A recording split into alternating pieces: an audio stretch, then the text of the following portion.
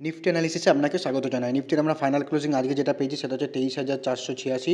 যদি আমরা কালকের ক্যান্ডেলের ক্লোজিং দেখি সেখান থেকে নিফটি আজকে কী করে -181 পয়েন্ট কিন্তু নিচে গিয়ে ক্লোজিং দেয়। দেখো নিফটির জন্য ইম্পর্টেন্ট রেজিস্ট্যান্স সবসময় যেটা বলে এসেছিলাম সেটা হচ্ছে এই যে রেজিস্ট্যান্সটা সেটা কিন্তু একটা ইম্পর্টেন্ট রেজিস্ট্যান্স নেবে, ঠিক আছে। মার্কেট যদি দেখি, মার্কেট যবে এই যে সাপোর্টটাকে ব্রেকডাউন করে, ব্রেকডাউন করার পর মার্কেট কিন্তু যতবার এই সাপোর্ট ব্রেকডাউন করার পর সেই সাপোর্টকে যখন মার্কেট টেস্ট করতে যাবে তখন সেটা কিন্তু রেজিস্ট্যান্স হিসেবে কাজ করবে, ঠিক আছে। তো মার্কেট কী করে এই রেজিস্ট্যান্সের কাছে যায়, মার্কেট রেজিস্ট্যান্স নেওয়ার পর মার্কেট কিন্তু আবার নিচেই আসে, ঠিক আছে। এবারও কী করে মার্কেট যদি সেম টাইম দেখিস দ্বিতীয়বার সেকেন্ড টাইমও কিন্তু মার্কেট এই রেজিস্ট্যান্সের কাছে যায়, রেজিস্ট্যান্স নেয় এবং রেজিস্ট্যান্স নেওয়ার পর মার্কেট কিন্তু যদি দেখি আমরা উপর থেকে দেখি, ঠিক আছে, রেজিস্ট্যান্স থেকে দেখি যদি এই যে তিন দিনের যে ক্যান্ডেল ক্লোজিং বেসিস সেটা কিন্তু একটা শুটিং স্টার টাইপের ক্যান্ডেল বানিয়েছে নিফটিতে, ঠিক আছে।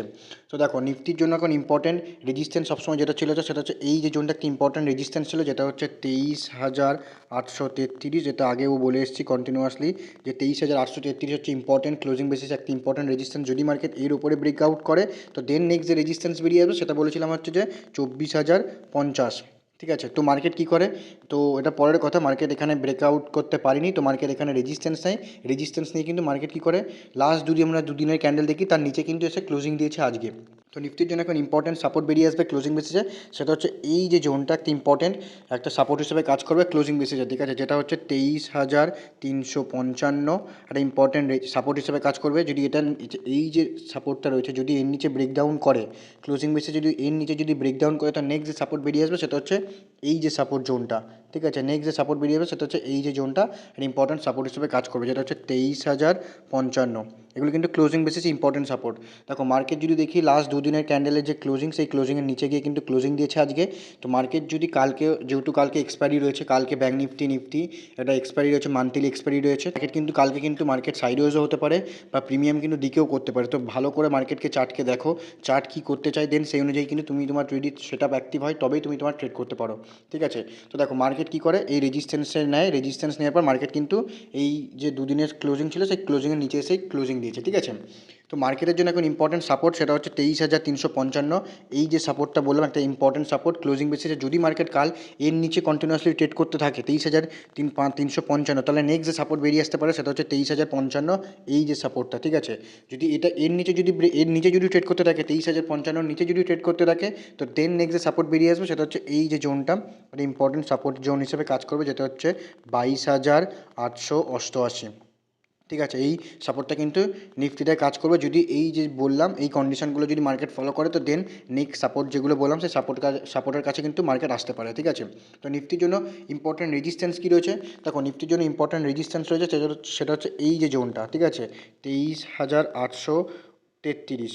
এই রেজিস্ট্যান্সের উপরে যদি মার্কেট ক্লোজিং বেসিসে ক্লোজিং দেয় দেন এর উপরে যদি কন্টিনিউয়াসলি ট্রেড করতে থাকে দেন এখান থেকে কিন্তু একটা আপসাইড মুভমেন্ট দেখা যেতে পারে নেক্সট যে রেজিস্ট্যান্স সেই রেজিস্ট্যান্স অবধি, ঠিক আছে। যদি এটাকে ব্রেকআউট করে মানে 23,833কে যদি ব্রেকআউট করে তো নেক্সট যে রেজিস্ট্যান্স বেরিয়ে আসবে সেটা হচ্ছে এই যে হাই, এই হাইটা কিন্তু একটা ইম্পর্টেন্ট রেজিস্ট্যান্স হিসেবে কাজ করবে, যেটা হচ্ছে যদি এটাকে ব্রেকআউট করে তো নেক্সট যে রেজিস্ট্যান্স বেরিয়ে আসবে সেটা হচ্ছে 24,055, যেহেতু একটা সাইকোলজিক্যাল রেজিস্ট্যান্স। যদি এটাকে ব্রেকআউট করে তো নেক্সট যে রেজিস্ট্যান্স বেরিয়ে আসবে সেটা হচ্ছে 24,222।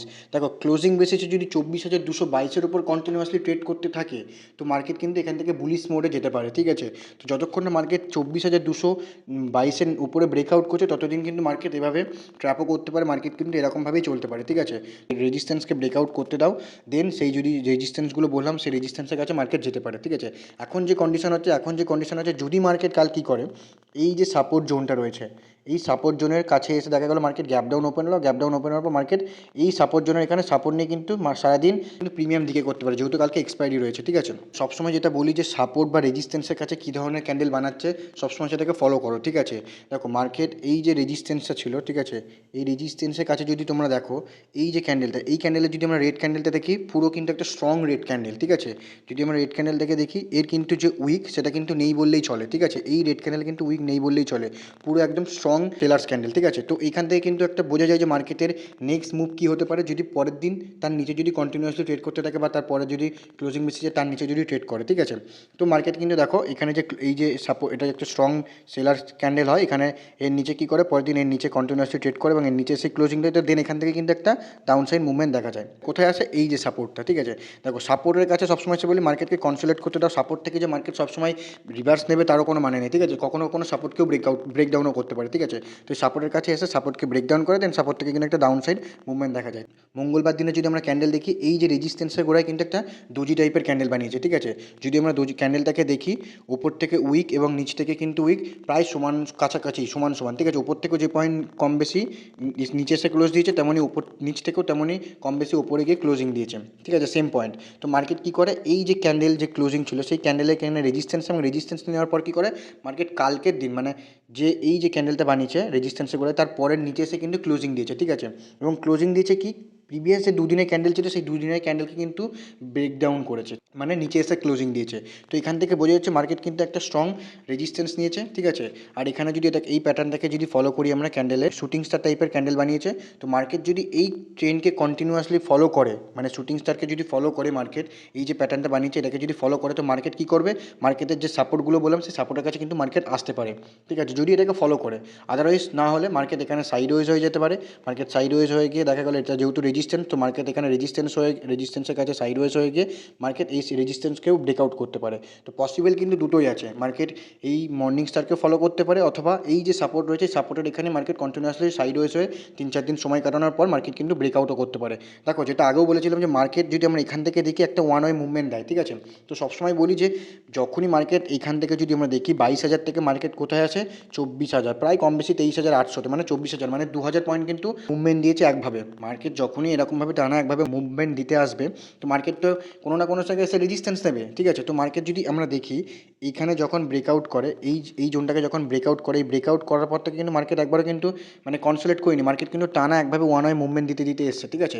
তো মার্কেট স্বাভাবিক এই রেজিস্ট্যান্সের কাছে কিন্তু একবার রেজিস্ট্যান্স নেওয়া তো দরকার, ঠিক আছে। তো মার্কেট দেখো মার্কেট কী করে, যেহেতু কালকে এক্সপায়ারি রয়েছে নিফটি এবং ব্যাঙ্ক নিফটির মান্থলি এক্সপায়ারি রয়েছে এবং নিফটিরও মান্থলি এক্সপায়ারি রয়েছে। তো মার্কেট দেখো কাল কী করে, দেন যদি তোমার সেট আপ অ্যাক্টিভ হয় তবেই তুমি তোমার ট্রেড করতে পারো, কারণ এক্সপায়ারিতে কিন্তু প্রিমিয়াম ডিকে হওয়ার চান্স বেশি থাকে এবং সাইডওয়েজ হওয়ার চান্সও বেশি থাকে, ঠিক আছে। তো যেহেতু কাল মান্থলি এক্সপায়ারি আছে, তো বুঝে শুনে ট্রেড করো, যদি সেট আপ অ্যাক্টিভ হয় তবেই তুমি তোমার ট্রেড করতে পারো, ঠিক আছে। আদারওয়াইজ একদিন ট্রেড না করলে লস কিছুই হয় না, ঠিক আছে। তো দেখো মার্কেট কী করে, মার্কেট কেমন কী মুভমেন্ট দেয়, ঠিক আছে। যদি ভিডিওটি ইনফরমেটিভ লেগে থাকে অবশ্যই কমেন্টে জানাবেন এবং চ্যানেলটিকে সাবস্ক্রাইব করে নেবেন।